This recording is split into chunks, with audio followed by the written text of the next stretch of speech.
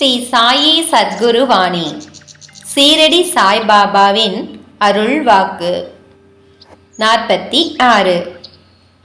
என்னிடம் பண்டிதர்கள் வருகிறார்கள், வித்வான்கள் வருகிறார்கள், தத்துவ அறிஞர்கள் வருகிறார்கள், ஒன்றும் தெரியாதவர்கள் வருகிறார்கள், பாடல் பாடுபவர்கள், பஜனை செய்பவர்கள், யாசகம் கேட்பவர்கள், பாமரர்கள் ஆகியோரும் வருகின்றனர். துவாரகா மாயி மகிமையை என்னவென்றும் பார்க்கலாம் என்றும் சிலர் வருகின்றனர். என்னை தரிசிப்பதற்காக என்று சிலர் வருகிறார்கள். யாருக்காகிலும் இந்த மசூதி மாயியின் கதவுகள் எப்போதும் திறந்தே இருக்கும்.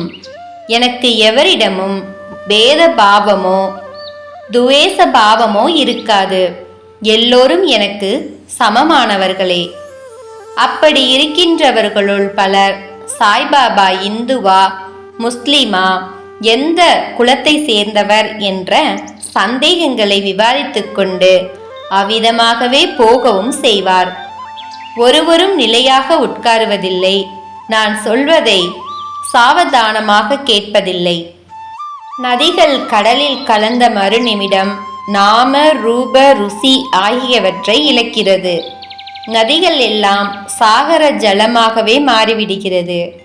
இந்த எல்லையற்ற விஸ்வத்தில் நாம் எல்லோரும் அந்த இறைவனின் கருணையால் மட்டுமே சுகமாக இருக்க முடிகிறது.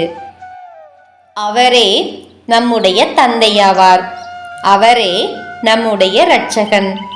இவ்வளவு தூரம் பிரயாசையுடன் வந்து வீணாக என் குல கோத்திரங்களை பற்றி ஆலோசித்துக் கொண்டிருந்தால் அவர்களுக்கு கிடைக்கும் பரமாத்மிக பிராப்தி என்னவாக இருக்க முடியும்?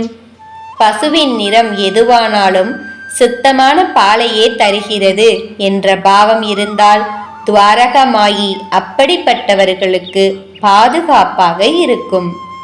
என் வார்த்தைகளின் மீது நம்பிக்கை வை. ஜெய் சாய்ராம். ஜெய் குரு தேவதத்தா.